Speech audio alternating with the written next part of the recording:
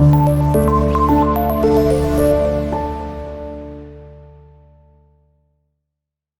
वालेकुम एवरीवन, मेरा नाम है मारूफ फारूक और इस लेक्चर से हम स्टार्ट करने जा रहे हैं अपना यूनिट 5, जिसमें हमें एक पोइम दी गई है। पोइम का नाम है डैफोडिल्स बाय विलियम वर्ड्सवर्थ।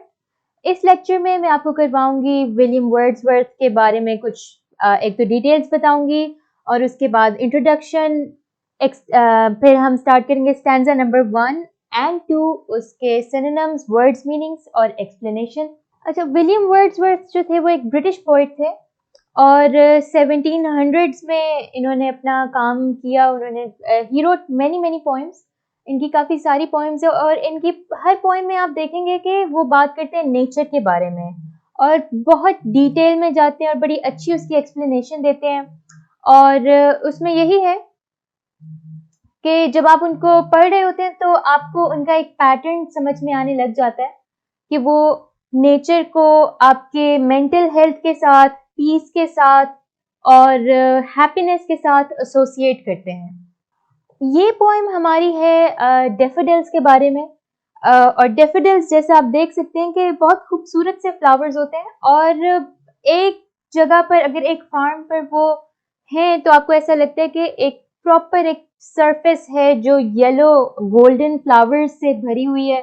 अक्सर मूवीज़ में भी देखते हैं कि इस तरह के जो इमेजेस होती हैं, इस तरह की जो सीनरीज होती हैं, वो आपको एक आपके लिए एक बहुत पीसफुल सा और पॉजिटिव सा एक पॉजिटिव सी एक इमेज पेश करते हैं। एक ऐसी आपके माइंडसेट बनाते हैं कि अगर ये डैफोडिल्स हैं, अगर कोई रोजेज हैं, कोई फ्लावर्स हैं, तो इसका मतलब है it's a happy movie, it's a happy scene, it's peaceful. तो ये पोएम भी इसी थीम को लेकर चलती है और आपको बताती है कि कैसे पोइट ने देखे डैफोडिल्स और उस पे वो उनको वो कैसे वो पसंद आए और उनका उन डैफोडिल्स का, उन फ्लावर्स का उनके दिमाग पे, उनके सोच पे क्या असर हुआ।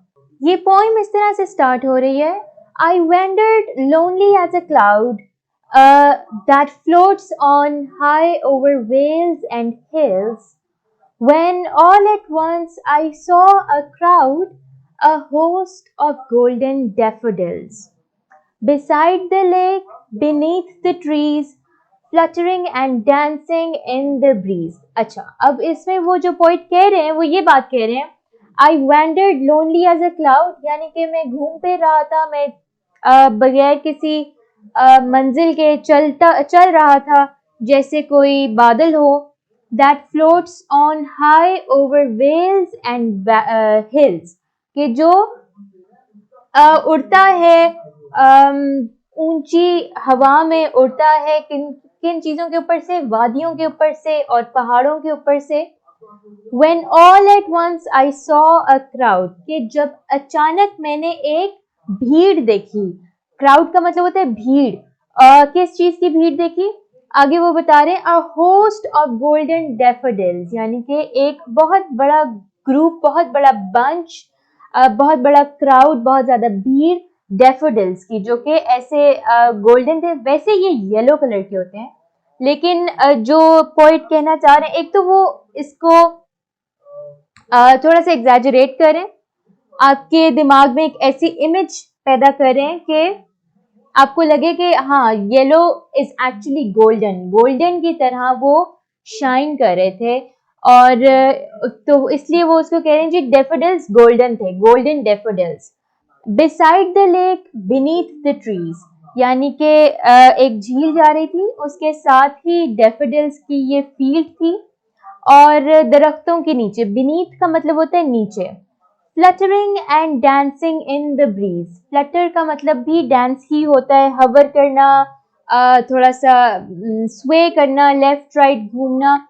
अच्छा, अब इस स्टैंजा में कुछ लिटरेरी डिवाइसेस इस्तेमाल हुई हैं। लिटरेरी डिवाइसेस क्या होती हैं? लिटरेरी डिवाइसेस होती हैं आपकी जो पोइट कुछ टेक्निक्स यूज करते हैं, राइटर्स भी यूज करते हैं, आप भी यूज कर सकते हैं। अच्छी बात है, आपकी जो भी आपका ऐसे होगा, राइटिंग होगी, उसमें एक तो वो ज्यादा इंटरेस्टिंग बन जाएगी अगर आप इस्तेमाल करते हैं लिटरेरी डिवाइसेस।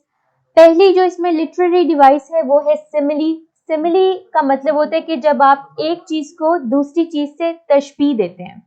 जैसे शुरू में पोइट कह रहे हैं I wandered lonely as a cloud, तो वो कह रहे हैं लोनली एज अ क्लाउड। यहां पर वो अपने आप को, अपनी तन्हाई को कंपेयर कर रहे हैं एक तन्हा बादल के साथ, ठीक है। तो अगर वो कहते कि आई वैंडर्ड लोनली, यानी कि मैं तन्हा घूम फिर रहा था, तो एक समझ में आती है बात। लेकिन जब उन्होंने अपने आप को बादल से कंपेयर किया है तो आपके दिमाग में वो एक पिक्चर बन जाती है ना, कि बादल की तरह से वो फिर रहे थे, इधर उधर घूम रहे थे, कोई उनकी मंजिल नहीं थी। तो ये हमारी है इसमें पहली जो लिटरेरी डिवाइस है, लिटरेरी डिवाइस वो है लोनली एज अ क्लाउड, यानी कि सिमिली, ठीक है।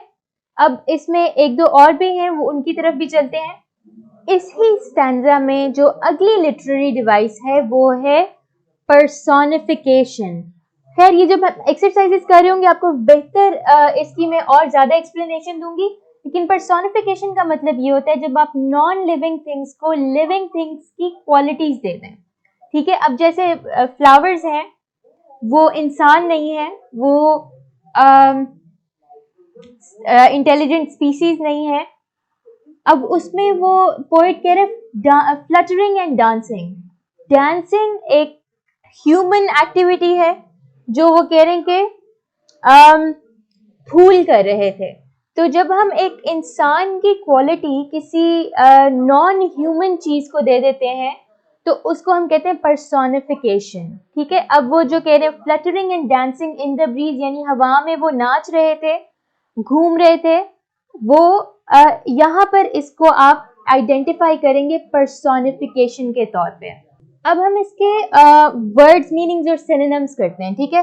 पहला वर्ड हमारे पास आ रहा है वैंडर्ड। वैंडर्ड का मतलब होता है घूमना फिरना, बगैर किसी मंजिल के चलना। और सिनोनिम में इसके लिख देंगे वॉक एमलेसली।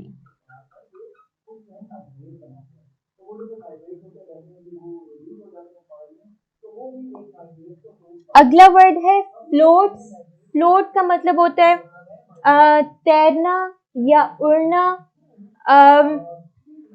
मीनिंग में यही लिख देते हैं तैरना।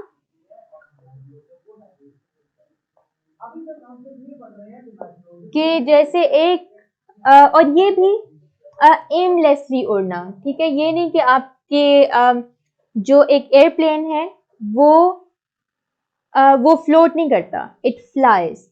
या जो आपकी कोई शिप है जिसकी कोई मंजिल है, उसके लिए भी हम ये नहीं कहेंगे इट्स फ्लोटिंग, हम उसको कहेंगे कि इट्स मूविंग बेसिकली, ठीक है। तो स्विमिंग भी डिफरेंट चीज है कि swimming you can swim, a human can swim, an animal can swim. Float का जो मतलब होता है ना, फ्लोट का मतलब होता है बस उसके ऊपर पानी की सरफेस पे लेट जाना या हवा में बस चलते रहना, मूव करते रहना, लेकिन किसी मंजिल के बगैर।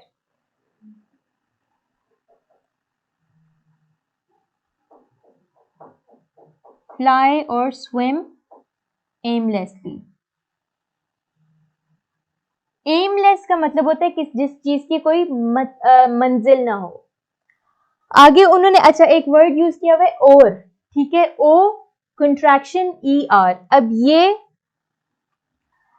उन्होंने वी की जगह पर कंट्रैक्शन लगाया हुआ है, तो ये जो वर्ड है एक्चुअली ये है ओवर, ठीक है, जिसका मतलब है ऊपर। अगला वर्ड है वेल्स। वेल्स वैलीज के लिए एक और वर्ड होता है, इसका मतलब है वादी,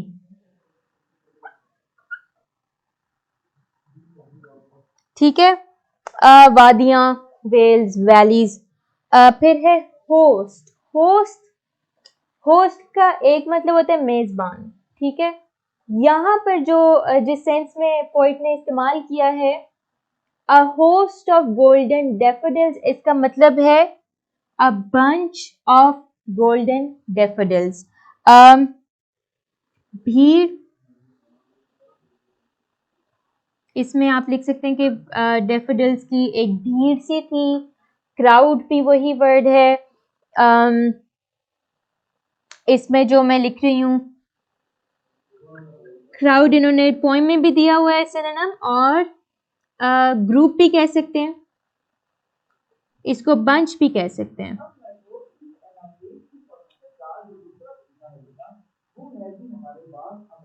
यहां लिख देते हैं बंच। ठीक हो गया। आगे हमारे पास वर्ड है बीनीथ। बीनीथ का सिंपली मतलब होता है नीचे, और अंडर लिख दें यहाँ पर सिनोनिम में। फिर है फ्लटरिंग। अच्छा, जो इन्होंने वर्ड यूज किया फ्लटरिंग एंड डांसिंग, इन दोनों का एक ही मतलब होता है, ठीक है। तो फ्लटरिंग में नाचना, झूमना, और सिनोनिम में लिख लें इसका स्वेइंग और डांसिंग भी लिखा जा सकता है, जैसे कि आपकी पोएम में दिया हुआ है। स्वे का क्या मतलब होता है? स्वे का मतलब होता है यूं यूं घूमना, झिलमिलाना। ठीक हो गया। ये है आपका स्टैंजा नंबर 1 डैफोडिल्स का। अब हम चलते हैं स्टैंजा नंबर 2 की तरफ। इसी पोएम का जो अगला स्टैंजा है, यानी कि स्टैंजा नंबर 2, उसमें वो कुछ इस तरह से शुरू हो रहा है। Continuous as the stars that shine and twinkle on the Milky Way, they stretched in never-ending line along the margin of the bay. 10,000 I saw at a glance, tossing their heads in a sprightly dance. अच्छा, अब इसका क्या मतलब है? एक तो बड़ी खूबसूरत तरीके से इसको लिखा गया है। जब आप इसको पढ़ रहे होते हैं तो उसमें कंटिन्यूटी एक रहती है, बिल्कुल एक सॉन्ग की तरह। इसकी राइम स्कीम बड़ी अच्छी है, ज़बरदस्त है। अच्छा, तो इसका जो मीनिंग है एक्चुअली जो शुरू हो रहा है, ये कह रहे हैं continuous as the stars that shine. अब वो कह रहे हैं कि डैफोडिल्स जो है ऐसे जारी रहने वाली चीज़ है कि जब उन्होंने देखा तो ऐसा लगा कि कोई इसका एंड नहीं है। इस पूरे फील्ड का, इस पूरे जो होस्ट ऑफ डैफोडिल्स हैं, इसका कोई एंड नहीं है। फिर वो कह रहे and twinkle on the milky way. अब continuous as the stars that shine and twinkle on the milky way, कि जैसे कहकशां, जैसे इस गैलेक्सी के स्टार्स हैं, जो सितारे हैं, वो ऐसा लगता है कि कभी एंड ही नहीं होंगे। अच्छा, अगर आप एक बड़े शहर में रहते हैं तब तो सितारे देखना एक बड़े रेयर ओकेजन होती है, बहुत कम ही होता है कि आपको आसमान में कोई खूबसूरत से चंद सितारे नजर आ जाएं। लेकिन अगर आप कोई गांव वाली साइड पे रहते हैं, कोई खुली जगह पे रहते हैं, तो आपको पता चलेगा कि हाँ, ऊपर बहुत सारे सितारे आप एक टाइम पे देख सकते हैं, और वो ऐसा लगता है बिल्कुल एंड ही नहीं हो रहे ना, जैसे अनलिमिटेड हैं। ठीक है, तो वो कह रहे हैं कि जैसे वो सितारे होते हैं ना, उसी तरह से ये डैफोडिल्स हैं। वो सितारे आसमान पर होते हैं, ये जमीन पर है, और ये ऐसे ट्विंकल कर रहे हैं, यानी कि शाइन कर रहे हैं, चमक रहे हैं। कैसे चमक रहे हैं? क्योंकि उन पर सूरज की रोशनी पड़ रही है, इसलिए वो चमक रहे हैं और वो फड़फड़ा रहे हैं और वो नाच रहे हैं। They stretched in never-ending line along the margin of a bay. ठीक है। अच्छा, अब वो कह रहे कि वो ऐसे फैले हुए थे, नेवर एंडिंग लाइन के कभी ना खत्म होने वाली एक कतार में, लाइन में। along the margin of the bay, margin का मतलब होता है बॉर्डर, किनारा, और बे यहाँ पे क्या है? जो झील का किनारा है। तो वो झील के किनारे पे ऐसे था कि वो फैले हुए हैं, और ऐसा लग रहा है कि ये लाइन कभी खत्म नहीं होगी, ये किनारा कभी खत्म नहीं होगा। 10,000 saw I at a glance. अच्छा, अब क्या ये उन्होंने एक ना ओवरऑल एक नंबर दिया 10,000। आई डोंट थिंक कि 10,000 थे, ये एक एग्जैजरेशन है। लेकिन अच्छा, एग्जैजरेशन का क्या मतलब होता है? एग्जैजरेशन का मतलब होता है किसी चीज को बहुत बढ़ा कर बताना। ठीक है, अब ये चीजें आपके राइटिंग में ऐसे काम करती हैं कि आपको उसका इफेक्ट पता चले। इफेक्ट क्या यहाँ पर है, इसका क्या असर हो रहा है हमारे दिमाग में? जो इमेज हो रही है ना, जब आप 10,000 फूलों की बात सोचते हैं तो आपको लगता है कि हाँ, एक इतना बड़ा मैदान है जो कि इन फूलों से भरा हुआ है। आपके दिमाग में वो इमेजरी आ जाती है, वो एक इमेज कायम हो जाती है। इमेजरी भी एक लिटरेरी डिवाइस है, ये आपकी एक्सरसाइज में आएगी तब मैं आपको करवाऊंगी। लेकिन एक छोटी सी एक्सप्लेनेशन इसकी ये है कि इमेजरी कुछ ऐसे अल्फाज होते हैं जो इस्तेमाल किए जाते हैं कि आपके दिमाग में वही पिक्चर बन जाए जो पोएट आपको बताना चाह रहा है, कि ऐसा लगे कि जैसे आपके दिमाग में एक मूवी चल रही है, एक पिक्चर चल रही है उस पूरी पोएम की। Tossing their heads in sprightly dance, tossing their heads यानी अपने सर यूं हिला रहे थे। अब उनके हेड्स नहीं है, ठीक है, उनके सर नहीं है, वो फ्लावर्स हैं, उनके पेटल्स हैं, लेकिन उसने क्या कहा है, हेड्स के साथ उसको कंपेयर कर दिया, tossing their heads in a sprightly dance, के वो ये भी पर्सोनिफिकेशन है कि वो अपने सर यूं हिला रहे थे। स्प्राइटली का मतलब होता है खुशी, खुशी से भरे हुए एक डांस में वो अपने सर हिला रहे थे और मजे कर रहे थे, हवा चल रही थी, बड़ी खूबसूरत सी एक इमेज बनी हुई थी।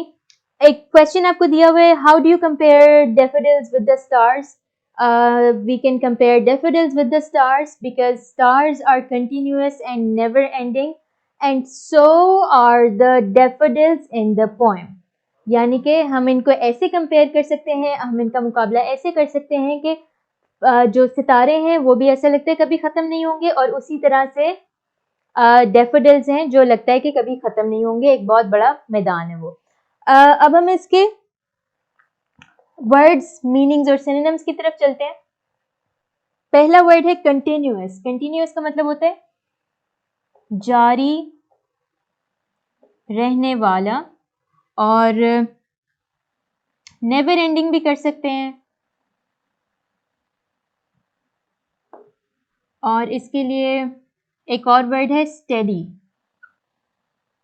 स्टेडी का मतलब होता है जो बैलेंस्ड रहे और उसमें कोई ब्रेक्स ना आए, ठीक है। फिर आगे वर्ड है ट्विंकल। ट्विंकल का मतलब होता है चमकना, ट्विंकल ट्विंकल लिटिल स्टार की तरह। और स्पार्कल कर लें इसका सिनोनिम। अगला वर्ड है मिल्की वे। अच्छा, मिल्की वे हमारी पोएम में स्मॉल लेटर्स में लिखा हुआ है क्योंकि वो पोएम है और वो एक डिफरेंट सेंस में बात की जा रही है। और दूसरा, पोइट्स कभी कभी रूल्स ब्रेक कर सकते हैं, उनको इजाज़त होती है। लेकिन जो मिल्की वे है वो एक्चुअली हमारी गैलेक्सी का नाम है, ये एक प्रॉपर नाउन है। गैलेक्सी का नाम है से मुराद है कि हमारा जो पूरा सोलर सिस्टम है वो मिल्की वे के अंदर शामिल है, ठीक हो गया। तो मिल्की वे के स्टार्स की बात हो रही है आपकी पोएम में। तो उर्दू में इसका वर्ड है कहकशां। खूबसूरत वर्ड, कहकशां। और सिनोनिम इसका, क्योंकि ये प्रॉपर नाउन है, इसका सिनोनिम नहीं बनता, तो मैं इसमें सिर्फ आपको एक गैलेक्सी लिख के दे रही हूँ क्योंकि ये गैलेक्सी का नाम है। आगे हमारे पास है वर्ड स्ट्रेच। स्ट्रेच का मतलब होता है फैले होना, फैले होना, और सिनोनिम इसका लिख देंगे स्प्रेड। स्प्रेड का भी ये मतलब होता है फैल जाना, फैले होना। मार्जिन, मार्जिन का मतलब है किनारा, और सिनोनिम है बॉर्डर। अच्छा, बे, बे का भी यही है कि झील का किनारा।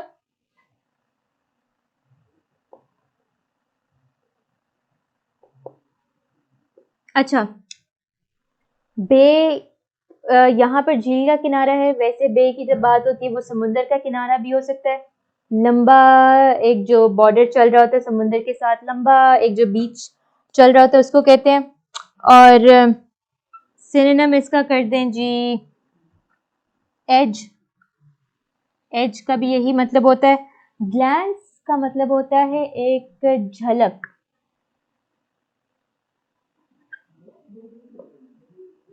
क्विक लुक, ठीक हो गया, एक जल्दी से बस एक झलक में देखना। स्प्राइटली का मतलब होता है खुशी से।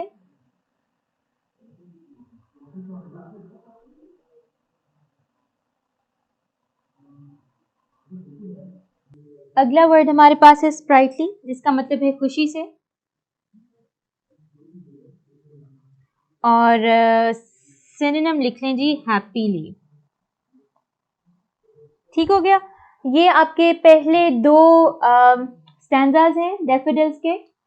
अगर कोई क्वेश्चन हो तो मुझसे ज़रूर पूछें। मैं आपसे मिलूंगी नेक्स्ट लेक्चर में इसके अगले 2 पार्ट्स के साथ। तब तक के लिए अल्लाह हाफ़िज़।